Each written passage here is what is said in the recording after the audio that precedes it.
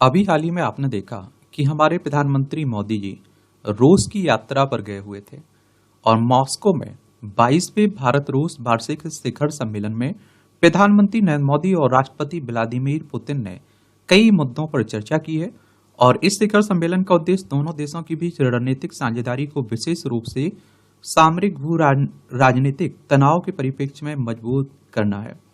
एक अन्य घटनाक्रम में रूस ने एक महत्वपूर्ण आर्थिक उपलब्धि हासिल की है, क्योंकि पश्चिमी प्रतिबंधों के बावजूद विश्व बैंक ने उसे उच्च मध्यम आय वाले देश से उच्च आय वाले देश में अपग्रेड कर दिया है। और जब भी इस तरह की यात्राएं होती हैं, दो देशों के संबंधों की चर्चाएं होती हैं, तो आप लोगों को एक सामान्य जानकारी जरूर रखना चाहिए। अंतर्राष्ट्रीय संबंध आप लोग पढ़ते हैं ना, स्टेट पीसीएस में और सिविल सर्विस में भी, तो इनसे आपके एग्जाम में क्वेश्चन 22वें भारत रूस आर्थिक की प्रमुख विशेषताएं क्या हैं बात कर लेंगे लोग, और रूस के बीच जो संबंध हैं उनको भी देख लेंगे। विश्व बैंक का राष्ट्रीय आय वर्गीकरण क्या है उस पर भी बात करनी चाहिए, हमें कर भी लेंगे। तो देखिए, विश्व बैंक की भी बात हुई है, वर्ल्ड बैंक की, तो इसके बारे में जरूर आप लोग याद रखिएगा। अंतरराष्ट्रीय वित्तीय संस्थान है वॉशिंगटन डीसी यूएसए में, इसका हेडक्वार्टर देखने को मिल जाएगा आप लोगों को। इसकी स्थापना आप देखिए ये आप देख लीजिए, ये हमारी प्यारी पृथ्वी, इसमें आप देखिए रूस है, ये हमारा प्यारा भारत आपको दिखाई दे रहा है। तो 22वें भारत रूस वार्षिक शिखर सम्मेलन की मुख्य विशेषताएं क्या रही हैं? राजनयिक उपलब्धियां। तो राष्ट्रपति व्लादिमीर पुतिन ने प्रधानमंत्री नरेंद्र मोदी को रूस के सर्वोच्च नागरिक सम्मान Order of Saint Andrew the Apostle से सम्मानित किया है, ये जरूर याद रखिएगा। Saint Andrew the Apostle Order की स्थापना जार पीटर द ग्रेट ने 1698 में की थी और इसे वर्ष 1998 में पुनः स्थापित किया गया था, और जिसमें 2 सिर वाला ईगल प्रतीक एवं हल्के नीले रंग का आप देखते हैं कि रेशमी मुइरन रिबन शामिल है। और इस पुरस्कार का नाम रूस और स्कॉटलैंड के संरक्षक संत सेंट एंड्रयू के नाम पर रखा गया, और जिन्हें यूरोप तथा एशिया में ईसाई धर्म के प्रचार के लिए जाना जाता है। रूस भारत के बीच रणनीतिक साझेदारी एवं मैत्रीपूर्ण संबंधों को बढ़ावा देने के लिए प्रधानमंत्री मोदी को इस पुरस्कार से सम्मानित किया गया था, और तथा इसकी घोषणा 2019 में की गई थी, जिसमें द्विपक्षीय सहयोग बढ़ाने में मोदी की महत्वपूर्ण भूमिका पर प्रकाश डाला गया था। चीनी राष्ट्रपति शी जिनपिंग और पूर्व कजाक राष्ट्रपति नूर सुल्तान नजरबायेव जैसे विदेशी नेताओं को भी इस पुरस्कार से सम्मानित किया जा चुका है। ये आप लोग देख भी रहे होंगे अपनी स्क्रीन पर। आर्थिक सहयोग, तो वर्ष 2030 तक, ये भारत और रूस के बीच की बात हो रही है, तो वर्ष 2030 तक 100 बिलियन अमेरिकी डॉलर का नया द्विपक्षीय व्यापार लक्ष्य निर्धारित किया गया है, जो वर्ष 2025 तक 30 बिलियन अमेरिकी डॉलर के पिछले लक्ष्य से काफी अधिक है, और जिसे वर्ष 2023 में लगभग दोगुना कर दिया गया है। इसका मुख्य कारण यूक्रेन पर आक्रमण के बाद अमेरिका और यूरोप द्वारा रूस पर तेल प्रतिबंध लगाए जाने के बाद भारत द्वारा छूट पर रूसी कच्चे तेल का आयात बढ़ाना है, और आर्थिक सहयोग के आशाजनक क्षेत्रों के विकास के लिए एक व्यापक कार्यक्रम 2030 तैयार करने पर सहमति। और इस कार्यक्रम का समन्वय भारत रूस अंतर सरकारी व्यापार, आर्थिक, वैज्ञानिक, तकनीकी और सांस्कृतिक सहयोग आयोग द्वारा किया जाएगा। और IRGC TEC द्विपक्षीय आर्थिक सहयोग के लिए CG2G मंच है, जिसकी अध्यक्षता भारत के विदेश मंत्री रूस के उप प्रधानमंत्री करते हैं। भारत और यूरेशियन आर्थिक संघ के बीच वस्तुओं पर मुक्त व्यापार समझौते के लिए वार्ता शुरू की जा चुकी है। वे सेवाओं और निवेश में भी द्विपक्षीय मुक्त व्यापार समझौते पर विचार कर रहे हैं। नेताओं ने मेक इन इंडिया और आत्मनिर्भर भारत कार्यक्रमों में रूसी व्यवसायों की भागीदारी तथा रूस में निवेश परियोजनाओं में भारतीय कंपनियों की भागीदारी को सुविधाजनक बनाने पर सहमति भी व्यक्त की है। रक्षा और प्रौद्योगिकी, तो दोनों देशों के क्रेता विक्रेता संबंध से आगे बढ़कर संयुक्त अनुसंधान, विकास, सह विकास और उन्नत रक्षा प्रौद्योगिकी तथा प्रणालियों के संयुक्त विकास हेतु वार्ता की गई है। और इनका उद्देश्य मेक इन इंडिया कार्यक्रम के तहत भारत में रूसी मूल के हथियारों और रक्षा उपकरणों के लिए स्पेयर पार्ट तथा घटकों के संयुक्त विनिर्माण को प्रोत्साहित करना भी है। और इसमें भारतीय सशक्त बलों की जरूरत को पूरा करने और उसके पश्चात मित्र देशों को इसका निर्यात करने के लिए संयुक्त उद्यम स्थापित करना शामिल है। देखिए, आयात का मतलब होता है आप कुछ खरीद रहे हैं, निर्यात का मतलब होता है कुछ बेच रहे हैं। दोनों देशों ने सैन्य और सैन्य तकनीकी सहयोग पर अंतर सरकारी आयोग की अगली बैठक में इसके प्रावधानों पर वार्ता करने के लिए एक नया कार्य समूह स्थापित करने पर भी सहमति व्यक्त की है। रूसी राष्ट्रपति व्लादिमीर पुतिन ने यूक्रेनी युद्ध मोर्चे पर रूसी सेना में सेवारत और भारत लौटने की इच्छा रखने वाले भारतीय सैन्यकर्मियों को सेवा मुक्त करने के भारत के प्रधानमंत्री के अनुरोध को स्वीकार किया है। रूसी कानून में मानसिक और शारीरिक जांच सहित अन्य गहन जांच के बाद विदेशी सैनिकों की रूस की सेना में भर्ती का प्रावधान है। परिवहन और कनेक्टिविटी, तो दोनों पक्षों ने यूरेशिया में स्थित और कुशल परिवहन गलियारे विकसित करने के लिए पर विचार किया है, जिसमें Chennai Vladivostok eastern maritime corridor तथा international north south transport corridor शामिल है। चेन्नई व्लादिवोस्तोक समुद्री गलियारा भारत के पूर्वी तट पर स्थित बंदरगाह और रूस के सुदूर पूर्वी क्षेत्र के बंदरगाहों के बीच एक समुद्री संपर्क है, जिसे 2019 में प्रस्तावित किया गया था और इसका उद्देश्य विभिन्न प्रकार के माल का परिवहन करना और भारत रूस परिवहन समय को 40% तक कम करना है।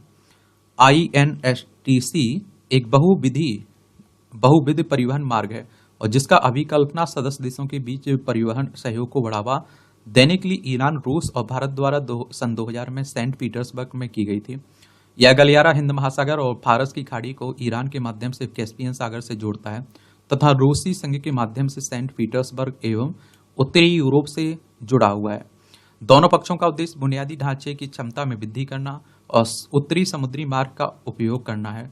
दोनों पक्ष कार्गो परिवहन के समय और लागत को कम करने तथा यूरेशियाई क्षेत्र में कनेक्टिविटी को बढ़ावा देने के लिए मिलकर कार्य करेंगे। अंतर्राष्ट्रीय सहयोग, तो रूस ने संयुक्त राष्ट्र सुरक्षा परिषद 2021-22 में भारत की अस्थायी सदस्यता की सराहना की और शांति स्थापना और आतंकवाद विरोधी प्रयासों में भारत का समर्थन भी किया। संयुक्त राष्ट्र की बात करें तो यूनाइटेड नेशंस की बात हो रही। 24 अक्टूबर 1945 में इसकी स्थापना हुई थी और न्यूयॉर्क में इसका हेडक्वार्टर देखने को मिलेगा। और जो 6 अंग है ना, उनमें से एक आपका संयुक्त राष्ट्र सुरक्षा परिषद भी है। यूनाइटेड नेशंस सिक्योरिटी काउंसिल की बात हो रही है। इसकी स्थापना भी 24 अक्टूबर 1945 में हुई थी। इसका हेडक्वार्टर भी न्यूयॉर्क यूएसए में देखने को मिलेगा। इसमें 5 तो आपके स्थायी सदस्य हैं, 10 अस्थायी सदस्य हैं। और जो 5 स्थायी सदस्य हैं, देखिए जिसमें आप देखिए चाइना, फ्रांस, रसिया, यूनाइटेड किंगडम और संयुक्त राज्य अमेरिका है। इन्हें विशेष पावर मिली हुई है कि अगर कोई प्रस्ताव पास करवाना है तो 5 को सहमत होना चाहिए। अगर इनमें से कोई एक विरोध में जाता है तो वो प्रस्ताव रिजेक्ट हो जाता है। इसलिए कोई प्रस्ताव पास कराना बड़ी बात होती है। यहाँ रूस ने आप देखिए संशोधित एवं विस्तारित संयुक्त राष्ट्र सुरक्षा परिषद में भारत की स्थायी सदस्यता के लिए अपना समर्थन दोहराया है। भारत ने न्याय संगत वैश्विक विकास और सुरक्षा के लिए बहुपक्षवाद को मजबूत करना विषय के अंतर्गत वर्ष 2024 में रूस की ब्रिक्स अध्यक्षता के लिए पूर्ण समर्थन भी व्यक्त किया है। बहुपक्षवाद को पुनर्जीवित करने के लिए संयुक्त राष्ट्र, G20, ब्रिक्स, संघाई सहयोग संगठन जैसे अंतर्राष्ट्रीय मंचों पर घनिष्ठ सहयोग पर बल भी दिया है। इस तरह के जो संगठन है ना,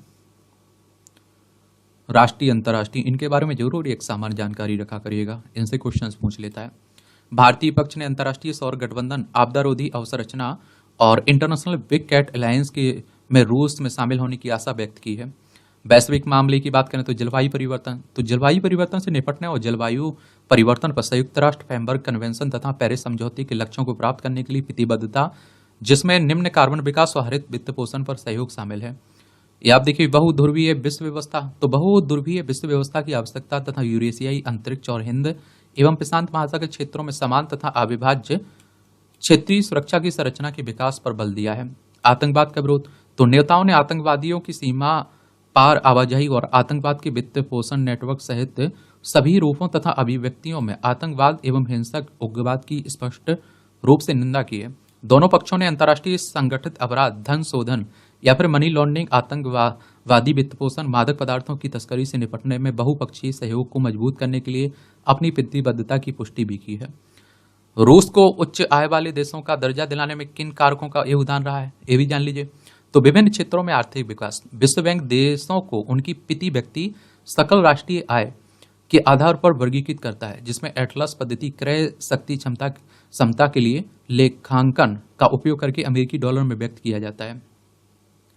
जुलाई 2024 तक उच्च आय की सीमा 14,005 अमेरिकी डॉलर है। रूस ने वर्ष 2023 में 14,250 अमेरिकी डॉलर प्रति व्यक्ति सकल राष्ट्रीय आय के साथ इस सीमा को पार कर लिया है। हाल के वर्षों में रूस ने व्यापार में +6.8%, वित्तीय क्षेत्र में 8.7%, निर्माण क्षेत्र में 6.6% में उल्लेखनीय वृद्धि देखी है, जिसमें वास्तविक 3.6% और नाममात्र 10.9% सकल घरेलू उत्पाद में वृद्धि हुई है। सैन्य खर्च का प्रभाव, तो वर्ष 2023 में सैन्य संबंधी गतिविधियों में पर्याप्त वृद्धि से आर्थिक गतिविधि को बढ़ावा मिलेगा। हालांकि विशेषज्ञों का सुझाव है कि यह वृद्धि टिकाऊ नहीं हो सकती है। व्यापार विविधीकरण, तो आप देखिए पश्चिमी प्रतिबंधों के कारण व्यापार पैटर्न में बदलाव आया, जिसमें G7 और यूरोपीय संघ के देशों पर निर्भरता कम हो गई है। चीन, भारत, तुर्की, मध्य एशिया एवं दक्षिण काकेशस के साथ लेन देन में वृद्धि हुई है। लचीला ऊर्जा क्षेत्र, अपने ऊर्जा क्षेत्र पर प्रतिबंधों के बावजूद रूस ने वैश्विक तेल की कीमतों और रणनीतिक व्यापार विविधीकरण का लाभ उठाते हुए समग्र निर्यात मात्रा को स्थिर बनाए रखा है। राजकोषीय प्रोत्साहन और निवेश, तो राजकोषीय प्रोत्साहन और रक्षा व्यय में वृद्धि, GNP का अनुपात 7%, सहित सरकारी पहलों ने आर्थिक सुधार तथा विकास को समर्थन दिया है। जॉब मार्केट, और इसमें आप देखेंगे कि उपभोक्ता व्यय, कम बेरोजगारी, बढ़ती मजदूरी तथा मजबूत निजी खपत ने आर्थिक स्थिरता एवं विकास में सकारात्मक योगदान किया है। 2014 के पहले के प्रतिबंधों से उभरते हुए रूस ने मौजूदा चुनौतियों को कम करने के लिए अपनी आर्थिक नीतियों और बुनियादी ढांचे में निवेश को अनुकूल भी किया है। विश्व बैंक का राष्ट्रीय आय वर्गीकरण क्या है, तो इसमें आप देखिए विश्व बैंक समूह द्वारा विश्व की अर्थव्यवस्थाओं को 4 आय वर्गों में विभाजित किया गया। समूह निम्न, निम्न मध्य, उच्च मध्य और उच्च। यह वर्गीकरण पिछले कैलेंडर वर्ष की प्रति व्यक्ति सकल राष्ट्रीय आय के आधार पर 1 जुलाई को प्रति वर्ष से अद्यतन किया जाता है। और विश्व बैंक की आय वर्गीकरण का उद्देश्य आर्थिक क्षमता के संकेतक के रूप में प्रति व्यक्ति एटलस GNI का उपयोग करते हुए किसी देश के विकास के स्तर को प्रतिबिंबित करना है। वर्गीकरण की सीमाएं देख लीजिए। निम्न आय 1145 अमेरिकी डॉलर या उससे कम, निम्न मध्यम आय 1146 अमेरिकी डॉलर से 4515 अमेरिकी डॉलर, उच्च मध्यम आय में देखिए 4516 से अमेरिकी डॉलर से 14,005 अमेरिकी डॉलर तक, उच्च आय में आप देखिए 14,005 अमेरिकी डॉलर से अधिक।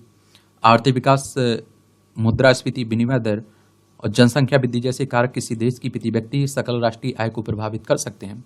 क्षेत्रीय मुख्य आकर्षण, तो दक्षिण एशिया में निम्न आय वाले देशों की हिस्सेदारी वर्ष 1987 में 100% से घटकर 2023 में 13% रह गई है। और विश्व बैंक के अनुसार भारत एक निम्न मध्यम आय वाला देश है। भारत वर्ष 2007 से इस श्रेणी में है, जब यह निम्न आय श्रेणी से ऊपर आया था। 2023 तक PPP के संदर्भ में भारत की प्रति व्यक्ति GNI लगभग 10,300 अमेरिकी डॉलर है। और मध्य पूर्व उत्तरी अफ्रीका में कम आय वाले देशों की हिस्सेदारी वर्ष 1987 में 0% से बढ़कर 2023 में 10% हो गई। लैटिन अमेरिका, कैरिबियन में उच्च आय वाले देशों की हिस्सेदारी वर्ष 1987 से 9% से बढ़कर 2023 में 44% हो गई। यूरोप और आप देखते हैं कि मध्य एशिया में 2023 में उच्च आय वाले देशों की हिस्सेदारी वर्ष 1987 71% की तुलना में थोड़ी कम 69% हो गई है। और GNI एक निश्चित अवधि, आमतौर पर 1 वर्ष में निवासियों द्वारा दावा किए गए कुल घरेलू विदेशी मूल्य वर्धन को मापता है, जिसे क्रय शक्ति क्षमता दरों का उपयोग करके अंतर्राष्ट्रीय डॉलर में व्यक्त किया जाता है। और इसमें सकल घरेलू उत्पाद के साथ साथ गैर निवासी स्रोतों से प्राथमिक आय की शुद्धता प्राप्तियां शामिल होती हैं तथा यह आय की समग्र माप प्रदान करता है। चलिए, तो यही कहानी रही है रूस और भारत की। एक सामान्य जानकारी जरूर रखा करिएगा आप लोग, ठीक है।